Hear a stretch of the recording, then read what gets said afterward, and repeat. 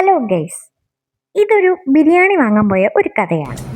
1 കിലോമീറ്ററോളം നടത്തിപ്പിച്ചിട്ടാണ് എന്നെ ബിരിയാണി നടത്തിക്കുന്നത്. നമ്മുടെ ഫേമസ് നാഗമ്പടത്തിലെ നാഗമ്പട വരെ നടക്കണം. ഞങ്ങളുടെ ഇവിടെ കടകളൊക്കെ ഉണ്ട്, പക്ഷേ ഇല്ലേ ഒടുക്കത്തെ റേറ്റാ.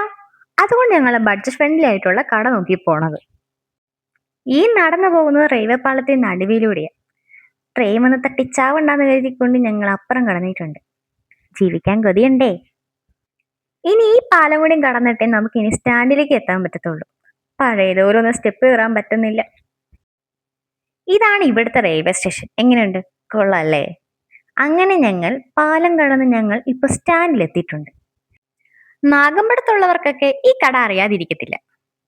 നാഗമ്പട സ്റ്റാൻഡിനകത്തായിട്ടാണ് ഈ ചെറിയ കട വരുന്നത്. ബിരിയാണിക്കൊക്കെ 100 രൂപയുള്ളൂ. കണ്ടോ എഴുതി കാണിക്കുന്നത്? അവിടെ ബിരിയാണി വാങ്ങാൻ പോയ സമയത്ത് എന്റെ കണ്ണ് പോയത് ദാ ഇങ്ങോട്ടേക്കാണ്. എനിക്കവിടെ മിഠായി വാങ്ങി തന്നു കേട്ടോ. വാങ്ങി തന്നല്ല, ഞാൻ ചോദിച്ചു വാങ്ങി എന്ന് പറയുന്നതായിരിക്കും ശരി.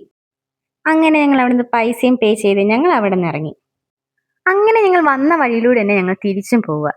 കുറുക്ക് വഴി ഇഷ്ടമുള്ളതുകൊണ്ടാണ് ഞങ്ങൾ ഇതുവഴി പോണത്, അല്ലാതെ വേറെ വഴിയില്ലാത്തോണ്ടല്ല കേട്ടോ. അങ്ങനെ ഈ നട്ട ഉച്ചയ്ക്ക് ഞങ്ങള് മിഠായും കഴിച്ച് ഞങ്ങൾ നേരെ തിരിച്ച് ഞങ്ങളുടെ ക്ലാസ്സിലേക്ക് എത്തി. അപ്പൊ നമുക്ക് നാളെ കാണാവേ. Okay, by.